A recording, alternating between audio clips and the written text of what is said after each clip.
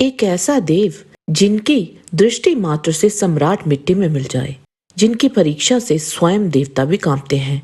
आखिर कितने शक्तिशाली हैं शनिदेव? उनकी शक्ति की कोई सीमा है या वे स्वयं काल से भी प्रबल हैं? और क्यों उनकी वक्र दृष्टि से समस्त संसार भयभीत रहता है? शनिदेव से जुड़े ऐसे ही अन्य और भी रोचक प्रश्नों का उत्तर जानने के लिए इस वीडियो के अंत तक बने रहें। और अगर आपको ये वीडियो पसंद आए तो इसे लाइक और चैनल को सब्सक्राइब अवश्य करें। इससे हमें और भी अच्छा कार्य करने की प्रेरणा मिलती है। स्कंद पुराण के आवंत्य खंड चतुर्शीति लिंग महात्म्य के अनुसार विश्वकर्मा की पुत्री संज्ञा का विवाह सूर्यदेव के साथ हुआ था। संज्ञा अपने पति के अत्यधिक तेज को सहन नहीं कर पाती थी, तो एक बार उन्होंने अपनी शक्ति से अपनी एक छवि अर्थात छाया बनाई। उन्होंने उस छाया को सम्मान पूर्वक सूर्यदेव के साथ ही रहने का निर्देश दिया। संज्ञा ने छाया से कहा कि मेरे यहाँ से चले जाने के भेद की जानकारी कभी भी सूर्यदेव को ना हो। उसके उपरांत संज्ञा अपने पिता विश्वकर्मा के निवास स्थान पर चली गई। दूसरी पत्नी छाया को स्वयं संज्ञा समझकर दिव्यास्पति सूर्य ने उनसे शनैश्चर नामक पुत्र को उत्पन्न किया। शनैश्चर के जन्म पर सभी देवता, असुर और मनुष्य भयभीत हो गए। जन्म के तुरंत बाद उन्होंने सभी प्राणियों को भयभीत कर तीनों लोकों पर अधिकार कर लिया। देवराज इंद्र भी शनि से भयभीत हो गए थे और वे ब्रह्मा जी की शरण में गए और उनसे सूर्य पुत्र के कार्यों का वर्णन किया। उन्होंने ब्रह्मा जी को बताया कि कैसे जन्म के तुरंत बाद ही रवि के पुत्र ने तीनों लोकों पर अधिकार कर लिया है। इंद्रदेव के वचनों को सुन ब्रह्मा जी ने तुरंत ही सूर्यदेव को बुलाया और उनसे बोले, हे भानु, समस्त लोकों में शिष्टाचार बने रहना चाहिए। आपके पुत्र पर अंकुश लगाना बहुत आवश्यक है। उसने तीनों लोकों पर जबरदस्ती अपना अधिकार जमा लिया है। ब्रह्मा जी के वचनों को सुनकर सूर्यदेव बोले, मेरा पुत्र प्राकृतिक रूप से ही अशिष्ट है, इसे आप ही नियंत्रित कर सकते हैं। आप ही देखिए, खेल खेल में इसकी दृष्टि पड़ने मात्र से ही मेरे पैर जल गए। शनिदेव का ये कार्य सुन ब्रह्मा जी भी भयभीत हो गए और उन्होंने ध्यान लगाकर मन से ही श्री हरि को सब बताया।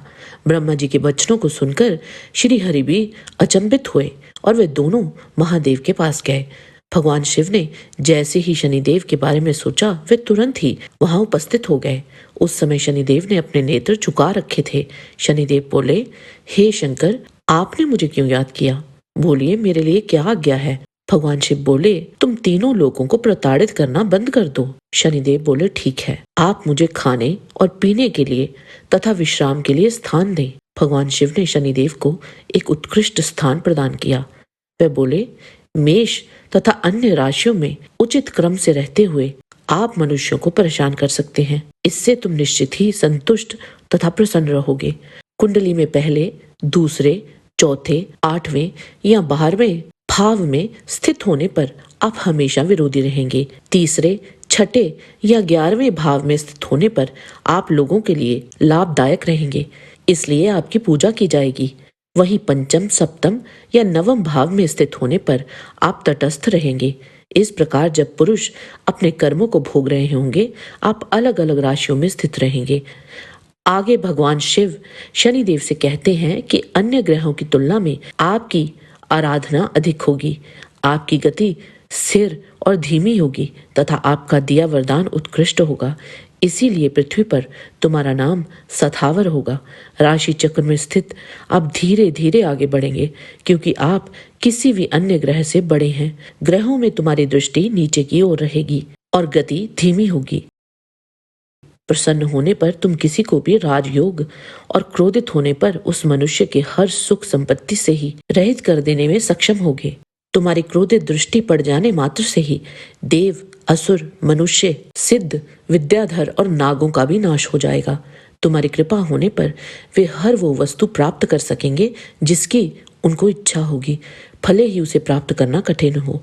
आगे शिवजी शनिदेव से बोले, पृथुकेश्वर के पश्चिम में एक लिंग है, वह तुम्हारे नाम से ही जाना जाएगा। इससे तुम्हारी कीर्ति विस्तार निश्चित ही तीनों लोकों में होगा। उसी लिंग को ब्रह्मांड में स्थावरेश्वर लिंग के नाम से जाना जाता है। शनिदेव पर तेल क्यों चढ़ाया जाता है, इसकी कथा भी बड़ी रोचक है। एक समय शनि महाराज ने अहंकार में आकर हनुमान जी को युद्ध की चुनौती दे डाली। कुछ ही समय में हनुमान जी ने शनि महाराज की बड़ी दयनीय दशा कर दी। शिलाखंडों पर पटके जाने से उनका शरीर रक्त से लथपथ हो गया। उनकी पीड़ा की सीमा नहीं थी। शनि अत्यंत कातर स्वर में प्रार्थना करने लगे, करुणा में भक्तराज, मुझ पर कृपा कीजिए।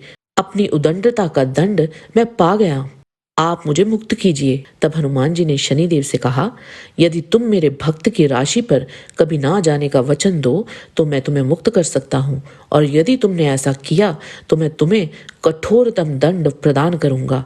वीरवर, निश्चय ही मैं आपके भक्त की राशि पर कभी नहीं जाऊंगा। आप कृपा पूर्वक मुझे शीघ्र बंधन मुक्त कर दीजिए। हनुमान जी ने शनिदेव को छोड़ दिया। शनिदेव ने अपना शरीर सहलाते हुए हनुमान जी के चरणों में सादर प्रणाम किया और वे चोट की असहनीय पीड़ा से व्याकुल होकर अपनी देह पर लगाने के लिए तेल मांगने लगे। उन्हें जो तेल प्रदान करता उसे वे संतुष्ट होकर आशीष देते। कहते हैं इसी कारण से अब भी शनिदेव को तेल चढ़ाया जाता है। महाभारत उद्योग पर्व अध्याय 143 के अनुसार शनिदेव अत्यंत तेजस्वी एवं प्रखर स्वरूप तथा स्वभाव वाले हैं। जब शनि रोहिणी नक्षत्र को संकट में डालते हैं तब पृथ्वी पर महाविनाशकारी आपदाएं उत्पन्न होती हैं। पद्म पुराण के उत्तरखंड अध्याय 157 के अनुसार नारद जी महादेव जी से पूछते हैं, शनैचर की दी हुई पीड़ा कैसे दूर होती है? तो भगवान शिव उत्तर देते हैं कि पूर्व काल की बात है। चक्रवर्ती सम्राट राजा दशरथ को उनके ज्योतिषियों ने बताया कि शनैचर कृत्तिका के अंत में जा पहुंचे हैं और रोहिणी का भेदन करके आगे बढ़ेंगे। यह उग्र शाक्त भेद नामक योग है जो देवताओं और असुरों के लिए भी भयंकर है। इसका भेद हो जाने पर प्रजा भी सुरक्षित नहीं रह जाती। उस समय राजा दशरथ दिव्यास्त्रों सहित अपना दिव्य धनुष लेकर रथ पर आरूढ़ हो बड़े वेग से नक्षत्र मंडल में गए। वहां पहुंचकर उन्होंने सहारा अस्त्र का संधान किया। उस अस्त्र को देखकर शनिदेव कुछ भयभीत हुए, फिर मुस्कुराते हुए बोले, तुम बहुत निडर हो। मेरी दृष्टि में आकर देवता, असुर, मनुष्य, विद्याधर और नाग सब भस्म हो जाते हैं, किंतु तुम बच गए। अतः महाराज, तुम्हारे तेज और पौरुष से मैं संतुष्ट हूँ। मुझसे कोई भी वर मांग लो। दशरथ जी ने कहा, जब तक ये पृथ्वी यहाँ यथावत है तब तक आप रोहिणी बेधन करके आगे ना बढ़े। साथ में कभी 12 वर्षों तक दुर्भिक्ष ना करें। ये सब वरदान प्राप्त कर राजा दशरथ वापस लौट आए। वहीं कृतवास रामायण में इस घटना का विवरण थोड़ा भिन्न है। इसके अनुसार जब राजा दशरथ शनिलोक पहुंचे थे तो वहां शनिदेव की दृष्टि पड़ते ही राजा दशरथ के रथ के टुकड़े हो गए। घोड़ों सहित वह भी नीचे धरती पर गिरने लगे। उस समय उनको गिरते हुए देख जटायु ने देखा। तभी जटायु ने अपने बड़े से पर को खोल दिया और राजा दशरथ जटायु के पंखों पर गिरे। वहां राजा दशरथ ने पूछा कि मेरे प्राणों की रक्षा आपने क्यों की? तब जटायु बोले कि जब आप गिर रहे थे तो मैं भाप गया कि आपकी मृत्यु निश्चित है, इसीलिए मैंने आपको बचाया। तब से जटायु की मित्रता दशरथ जी से हुई। शनिदेव आपको वह देते हैं जो आपके कर्म के अनुसार योग्य है, चाहे वह अच्छा हो या बुरा। ना तो मनुष्य, ना यक्ष, ना देवता और ना ही कोई अन्य जीव उनके न्याय से मुक्त है। शनैचर की दृष्टि का प्रभाव तो देवी पार्वती जी के पुत्र ने भी झेला था, तो हम मनुष्यों की तो क्या ही बात है। यह संपूर्ण वृतांत केवल स्कंद पुराण तथा पद्म पुराण पर ही आधारित है। जय शनिदेव। आज के वीडियो में बस इतना ही। आशा करते हैं कि आपको हमारा ये वीडियो पसंद आया होगा। कृपया इसे लाइक और शेयर अवश्य करें। किसी भी प्रकार की दृष्टि के लिए आप सबसे क्षमा याचना करते हुए आपसे निवेदन है कि प्रेम पूर्वक परमपिता परमात्मा को मन में धारण करें और बोले, वैदिक सनातन धर्म की सदा ही जय।